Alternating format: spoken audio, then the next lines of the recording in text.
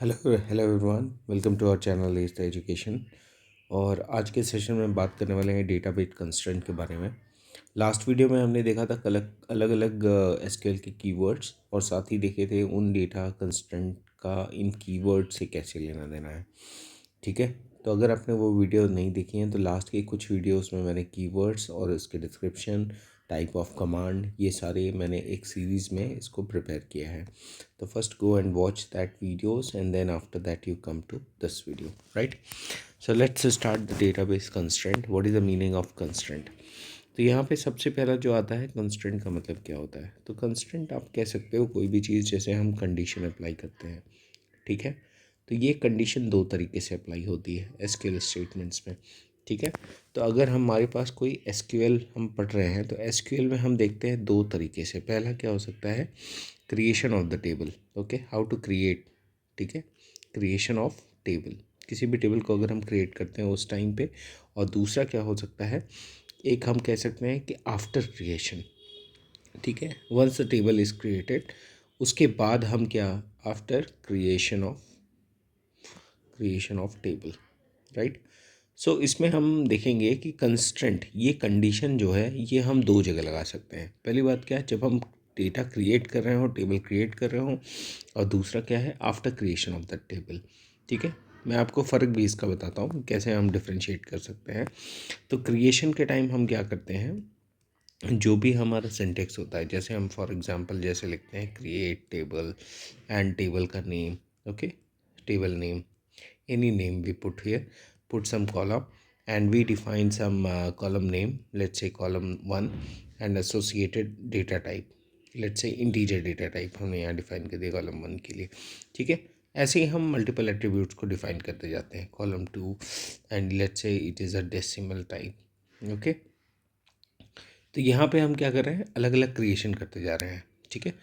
और क्रिएशन के टाइम ही अगर मैंने कुछ डिसाइड किया, सपोज़ करो मैंने कॉलम 1 में कोई कंडीशन अपनी डिफ़ाइन की, तो अगर मैं यहाँ पे कंडीशन कोई डिफ़ाइन करता हूँ तो ये कैसी कंडीशन होती है, ये कॉलम, ये while creation of the table होती है कि अगर हमारे पास कोई फ्यूचर में हम इस सेक्शन पे, इस पर्टिकुलर कॉलम पे अगर हम कोई वैल्यू इंसर्ट करें तो वो इस कंडीशन को फॉलो करनी चाहिए।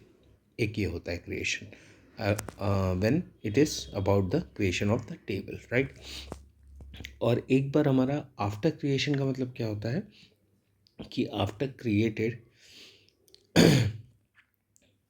क्रिएशन के बाद हम किस कंडीशन को फॉलो करते हैं, वेयर क्लॉज को, जहाँ पे हम अपनी कंडीशन को मेंशन करते हैं। वेयर के बाद हम कंडीशन, सपोज करो मैंने आप क्वेरी एक लिखी कि select the star from student,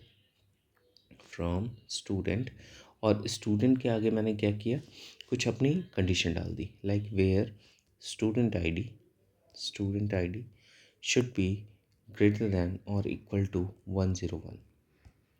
ये मैंने अपनी एक क्वेरी डाल दी। तो ये हम कब अप्लाई करते हैं, जब हमारा टेबल ऑलरेडी क्रिएटेड होता है, ठीक है।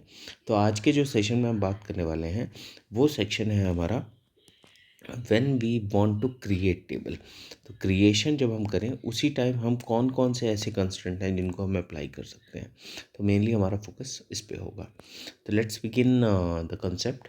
आई होप हम क्या सेक्शन डिस्कस करने वाले हैं आपको क्लैरिटी मिल गई है, ठीक है। तो सपोज़ करो हम अगर एक टेबल क्रिएट करते हैं तो हम कैसे क्रिएट कर रहे होंगे और क्या क्या कंस्ट्रेंट हम बेसिकली यूज़ कर सकते हैं। तो इसमें मैं कुछ कंस्ट्रेंट को लिख रहा हूँ जिसको हम बेसिकली आज के सेशन में, इस लेक्चर में देखेंगे। पहला है डेटाबेस कंस्ट्रेंट में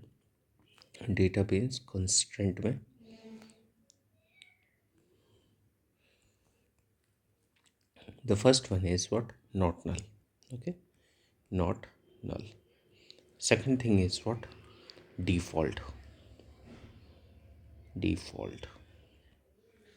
Third thing is what, check constraint,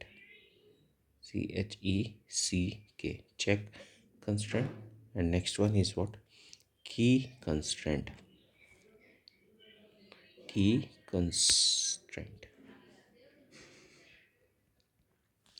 And last one is what, referential integrity constraint.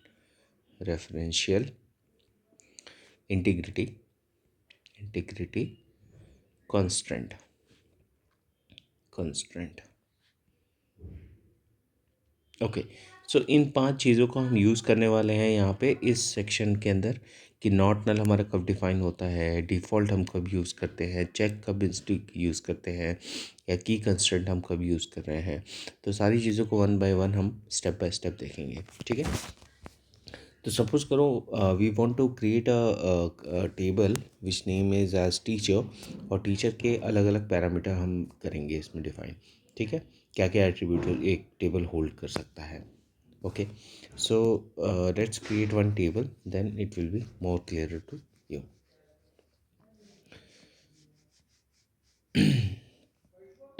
Okay, so now सबसे पहले हम क्या लिखते हैं अपने सिंटेक्स में। First thing we write what, table create table and table का नाम। अभी हम यहाँ पे क्या क्रिएट करने वाले, let's say we want to create a teacher table, and teacher हम यहाँ मेंशन करते हैं, let's put one bracket here, this is parenthesis, opening parenthesis. और उसके बाद हम क्या मेंशन करते हैं, सपोज करो पहला एट्रीब्यूट मैंने क्या मेंशन किया, teacher ID. Okay, the first attribute. उसके बाद फॉलोड क्या होता है हमारा, इंटीजर। इंटीजर हम क्या यहाँ पे क्या डिफाइन कर रहे हैं इंटीजर को, इंटीजर हमारा डेटा टाइप रिफ्लेक्ट कर रहा है, क्या आईडी क्या होगी, इस डोमेन की होगी, इस इन वैल्यूज़ की होगी, ठीक है। नेक्स्ट हम डिफाइन करते हैं हमारा first name. Okay, so first name मैंने मेंशन किया, लेट्स से हमारा लास्ट नेम होगा, फर्स्ट नेम है तो डेफिनेटली हमारा लास्ट नेम होगा। नेम को हमने दो पार्ट में डिराइव कर दिया है, तो इसका डेटा टाइप क्या होगा हमारा, वैर कैर, ठीक है। तो वेरिएबल लेंथ के हम कैरेक्टर्स को इसके अंदर क्या कर सकते हैं, स्टोर कर सकते हैं। एंड मैंने इसका साइज़ ले लिया क्या, लेट्स से 20, एंड दूसरे का वेर कैर का भी साइज़ हमने क्या ले लिया, लेट्स से 20। ओके, सो ये हम कॉमा लगाएंगे, ये सेपरेट कर रहे हैं। Like next let's say gender, एक और हम एट्रीब्यूट लेते हैं यहाँ पे जेंडर, और जेंडर के लिए एक ही कैरेक्टर यूज़ होता है, या तो मेल या तो फीमेल, इसलिए हम इसका साइज़ क्या रखेंगे, 1 रखेंगे। नेक्स्ट हम अगला देखते हैं, अगला क्या है हमारा, salary. Salary must be some consist of data type something what, decimal, और डेसिमल में इसका टोटल फिगर कितना होगा, 10 फिगर्स होंगे एंड 2 डेसिमल पॉइंट के साथ, तो इसलिए मैंने 10,2 लिखा। Next DOB, date of birth. Date of birth हमारा कौन सा डेटा टाइप एक्सेप्ट करता है, डेट एक्सेप्ट करता है, और डेट एक्सेप्ट किया, ये मैंने एक डेटा टाइप लिया। नेक्स्ट हम ले लेते हैं department number. Okay, so let's say department number हमने ले लिया, और ये मैंने दे दिया इंटीजर, ओके। सो अभी तक हमने क्या किया, सारे पैटर्न को डिस्क्राइब किया, और ये मैं यहाँ पे ब्रैकेट क्लोज कर लेता हूँ, ठीक है। तो ये एक क्रिएशन ऑफ द टेबल हो गया इन पैरामीटर्स को। अब मुझे चेक करना है कि इन सब कंस्ट्रेंट को अगर नॉट नल मुझे करना हो, या डिफ़ॉल्ट करना हो, चेक करना हो, की कंस्ट्रेंट चेक करना हो, या रेफरेंशियलिटी कंस्ट्रेंट हमें चेक करना हो, तो ये हम कैसे करेंगे। बेसिकली कंस्ट्रेंट मतलब क्या होता है, we want to apply the conditions, and these conditions are based while creating the table. Okay, while creating the table, creating the table, right? So make a note of these things, because एक बार हमको लगता है कि it is very easy, but when we apply it, it become very tough, right? So सबसे पहले हम देखते हैं इसमें हम क्या पार्ट एडिट कर सकते हैं, और क्या पार्ट पे हम ये कंडीशन को अप्लाई कर सकते हैं। तो पहली चीज़ हम डिस्कस करते हैं यहाँ पे, पहला constraint, that is what, not null. तो नॉट नल हमारा कहता है कि कोई ऐसा एक एट्रीब्यूट है जिसको हम नॉट नल का मीनिंग ही यही होता है क्या, कि नॉट नल मतलब उस एट्रीब्यूट को हम एम्प्टी नहीं रखना चाहते, मतलब उसमें मस्ट हैव सम वैल्यू। तो पहला कंस्ट्रेंट हमारा हो गया नॉट नल। अब ये इसमें से कोई एक ऐसी वैल्यू हम पकड़ेंगे, या ऐसा हम कंस्ट्रेंट पकड़ेंगे जिसमें हम नॉट नल को डिफाइन कर पाए, ठीक है। तो सपोज़ करो मैंने एक पहला अपना एट्रीब्यूट लिया यहाँ पे, टीचर आईडी। ओके, सो टीचर आईडी एक ऐसा है जो इंटीजर डेटा टाइप है, और टीचर आईडी से ही हम उसकी पूरी इन्फॉर्मेशन को फेच कर सकते हैं। तो मैं ऐसे एट्रीब्यूट को क्या डिफ़ाइन कर सकता हूँ, नॉट नल डिफ़ाइन कर सकता हूँ। तो आपको करना क्या है, क्रिएशन के टाइम हम क्या करेंगे, इसमें एक और वर्ड मेंशन करेंगे, that is what we called as a not नल।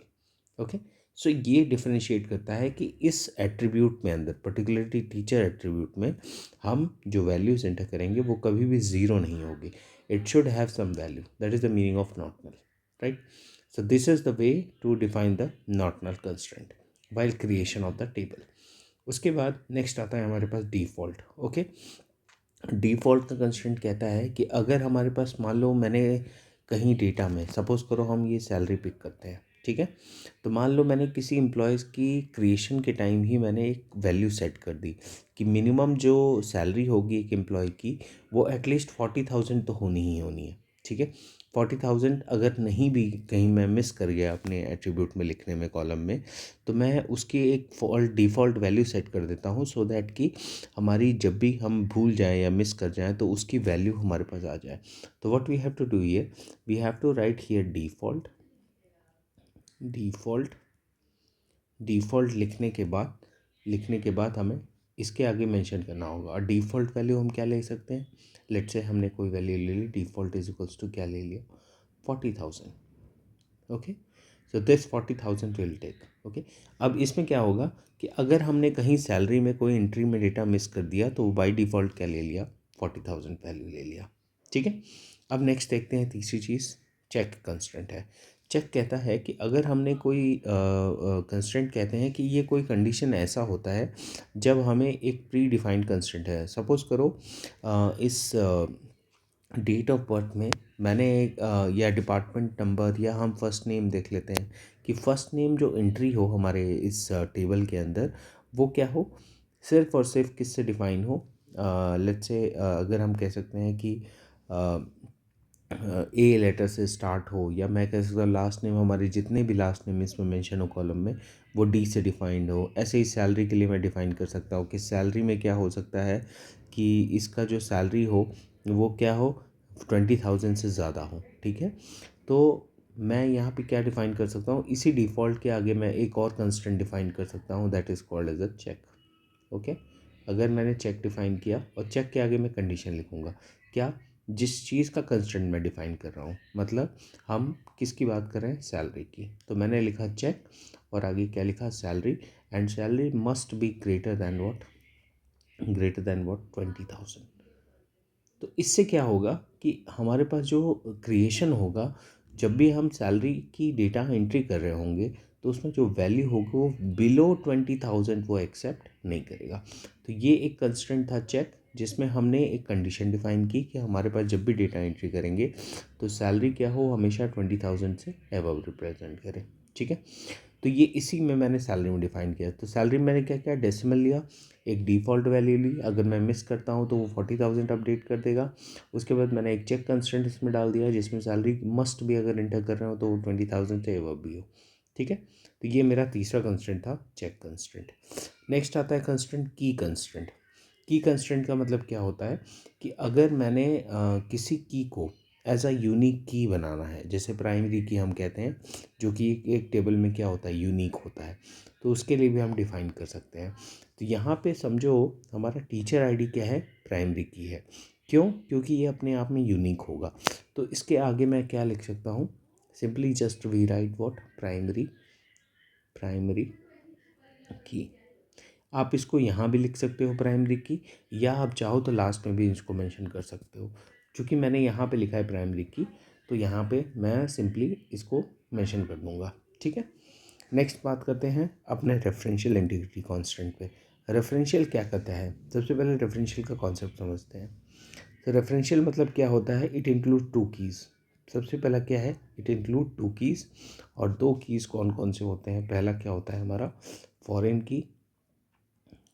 की और दूसरा क्या होता है हमारा प्राइमरी की.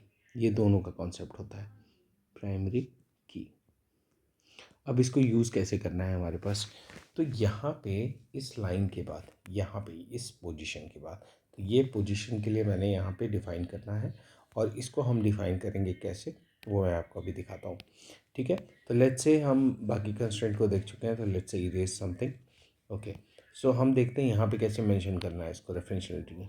तो रेफरेंशियल मतलब क्या है, एक टेबल, अगर मैंने एक टेबल लिया और एक टेबल का एक एट्रीब्यूट कोई भी एक एट्रीब्यूट, मान लो यहाँ एक एट्रीब्यूट होता, तो ये एट्रीब्यूट रेफ़र करे हमारे किसी और टेबल के एट्रीब्यूट को, लाइक इसी कॉन्सेप्ट को हम क्या बोलते हैं, रेफरेंशियल इंटीग्रिटी कॉन्स्टेंट. तो बेसिकली हम क्या कर रहे हैं, एक टेबल से रेफरेंस प्रोवाइड कर रहे हैं दूसरे टेबल को, so that it can connect it, right. So there comes the concept of what, foreign key. तो फॉरेन की ऐसा की होता है कि एक टेबल में अगर मैंने यहाँ पे डिपार्टमेंट नंबर डिफाइन किया हुआ है, जैसे समझो एक डिपार्टमेंट टेबल है और डिपार्टमेंट टेबल पे हमारे पास जो की एट्रीब्यूट होगा वो क्या होगा, डिपार्टमेंट नंबर। ओके, यूनिक होता है। तो मान लो 101 लिया, 102 लिया, और इसी स्टूडेंट टेबल में भी मैंने, लेट्स से स्टूडेंट टेबल है, तो स्टूडेंट हो या एम्प्लॉय हो, यहाँ पे हमने टीचर लिया हुआ है, तो हम यहाँ क्या मेंशन कर सकते हैं, लेट्स से टीचर यहाँ मेंशन कर दिए। लेट्स से हमारा यहाँ पे क्या है, टीचर। तो हम यहाँ क्या कर सकते हैं, टीचर में भी डिपार्टमेंट नंबर को मेंशन कर दिया, ठीक है। अब डिपार्टमेंट नंबर मैंने मेंशन किया तो 101 102 मैंने मेंशन किया। अब ये डिपार्टमेंट नंबर यहाँ पे जो है ये क्या रेफ़र करेगा, एज अ फॉरेन की रेफ़र करेगा। क्यों? क्योंकि ये हमारा रेफरेंस दे रहा है किसको, इस टेबल को, डिपार्टमेंट टेबल को। और यहाँ पे ये डिपार्टमेंट नंबर क्या रेफरेंस एज ए एक्ट करेगा, प्राइमरी की एक्ट करेगा। Okay, so this is the referential integrity concept, right. तो इसको इम्प्लीमेंट कैसे करेंगे, how to implement on a while creation of the table, ठीक है। तो देखते हैं इसको। तो लिखना क्या है हमें यहाँ लास्ट में, आपको लिखना है सबसे पहले यहाँ पे जिस टेबल से रेफ़र किया जा रहा है और जिस एट्रीब्यूट को रेफ़र किया जा रहा है। सपोज़ करो मुझे रेफ़र करना है यहाँ डिपार्टमेंट नंबर को, और डिपार्टमेंट नंबर हमारा कहाँ रेफ़र हो रहा है, किसी और टेबल को। तो सबसे पहले आप यहाँ क्या लिखोगे, फॉरेन की, राइट, FOREIGN, फॉरेन की। और फॉरेन की के साथ हम यहाँ क्या मेंशन करेंगे, जिस एट्रीब्यूट को हम रेफ़र कर रहे हैं। तो यहाँ हम क्या लिखेंगे, department number. Okay, department number mention करेंगे। आगे हम क्या लिखेंगे, अपना word, that is what, references. Okay, references, references. And references लिखने के बाद हम क्या मेंशन करेंगे, किस टेबल को रेफरेंस कर रहा है, तो दैट इज़ रेफरेंसिंग व्हाट, मैं यहाँ नीचे लिखता हूँ, रेफरेंस किसको करा है, डिपार्टमेंट टेबल को, तो उस टेबल का नाम। तो मैंने क्या मेंशन करना है यहाँ पे, दूसरे टेबल का नाम जिसको वो रेफरेंस कर रहा है, और उसके आगे हमें मेंशन करना है द सेम। तो मैंने यहाँ क्या लिखा, डिपार्टमेंट नंबर। ओके, अब यहाँ पे क्या होगा, हमारा जो फॉरेन की है ये रिप्रेजेंट कर रहा है किस टेबल को, इस टीचर टेबल के लिए रिप्रेजेंट हो रहा है। और रेफरेंस किसको कर रहा है, ये डिपार्टमेंट टेबल के डिपार्टमेंट नंबर को रेफरेंस कर रहा है। तो अल्टीमेटली हमारा वही कनेक्शन डेवलप हो रहा है, एक टेबल से हम कहाँ कनेक्ट कर रहे हैं, दूसरे टेबल पे कनेक्ट कर रहे हैं, ठीक है। तो ये एट्रीब्यूट हमारा इस एट्रीब्यूट को पर्टिकुलरली रेफरेंस कर रहा है, ठीक है। तो यही कॉन्सेप्ट होता है हमारा क्या, let me close this. Okay, now if I analysis, अब ये कंस्ट्रेंट हमने सब में लगा दिया। अब इसको हम रीड आउट कर लेते हैं एक बार, ठीक है। रीड आउट का मतलब यहाँ पे हम देखेंगे कि क्या क्या इसमें हम ऑर्गेनाइज कर रहे हैं या हम किस तरह से इसमें काम कर रहे हैं। तो हमने सबसे पहले यहाँ पे क्या किया, एक टेबल क्रिएट किया टीचर, और ये कंस्ट्रेंट हम कैसे अप्लाई कर रहे हैं इसको भी समझते हैं। एक टेबल क्रिएट किया टीचर, टीचर की आईडी के साथ, जो कि कैसा डेटा टाइप है, इंटीजर डेटा टाइप है। और साथ ही साथ हम कह सकते हैं इंटीजर डेटा टाइप के साथ ये नॉट नल होना चाहिए, मतलब इसमें कोई ना कोई एक वैल्यू होनी चाहिए। तीसरी चीज़ क्या है, इसमें हमने कौन सा कंस्ट्रेंट अप्लाई किया, primary key constraint, that is what we called as a key constraint. दूसरा, फर्स्ट नेम लिया, लास्ट नेम लिया, फिर जेंडर लिया, फिर सैलरी लिया। सैलरी में हमने क्या कंस्ट्रेंट लगाया कि it should have a default value. Default value कितनी होनी चाहिए, 40,000। इट मीन्स कि अगर हम डेटा फिल करना हो, फिल आउट करना मिस कर गए, तो ये बाय डिफ़ॉल्ट कौन सी वैल्यू ले ले, 40,000 ले ले। और एक और कंस्ट्रेंट मेंशन किया कि यहाँ पे चेक कर लें कि यहाँ पे सैलरी कितनी होनी चाहिए, जब भी हम एंटर करें सैलरी, वो सैलरी क्या होनी चाहिए, 20,000 से ज़्यादा होनी चाहिए। तो ये सब जो मैं कंडीशन लगा रहा हूँ, ये कंडीशन क्या लगा रहा हूँ, कंस्ट्रेंट, इसी को कहते हैं constraint while creation of the table, right. Next हमने यहाँ पे DOB लिया, कौन सा डेटा टाइप है, डेट है। नेक्स्ट डिपार्टमेंट नंबर लिया, वो कौन सा डेटा टाइप है, इंटीजर है। नेक्स्ट फॉरेन की references, this is very very important. तो ये सेक्शन हमें बताता है कि एक हमने फॉरेन की कंसिडर किया, और ये फॉरेन की रेफरेंस कर रहा है किसको, डिपार्टमेंट को, और डिपार्टमेंट का नंबर को रेफरेंस कर रहा है, ठीक है। So this was the example for the all the database constraint. This is for while creating the table, while creating the table. Okay. Next हम नेक्स्ट सेक्शन में हम देखेंगे कि वेयर क्लॉज कैसे काम करता है, वो नेक्स्ट वीडियो में मैं आपको बताऊंगा। Till now I think I hope the you got the concept of what basically four things. सबसे पहला हमने देखा नॉट नल कैसे काम करता है। नॉट नल हम बेसिकली किसी भी एट्रीब्यूट के लिए डिफाइन कर सकते हैं। दूसरा हमने देखा डिफ़ॉल्ट एट्रीब्यूट, डिफ़ॉल्ट, ठीक है। तीसरा हमने कौन सा टर्म देखा, primary key, that is what we called as a key constraint, ठीक है, इसको कहते हैं। चौथा हमारा क्या होता है, referential integrity constant, integrity constant, ठीक है। और लास्ट हमने क्या देखा था, basically the check constant, okay.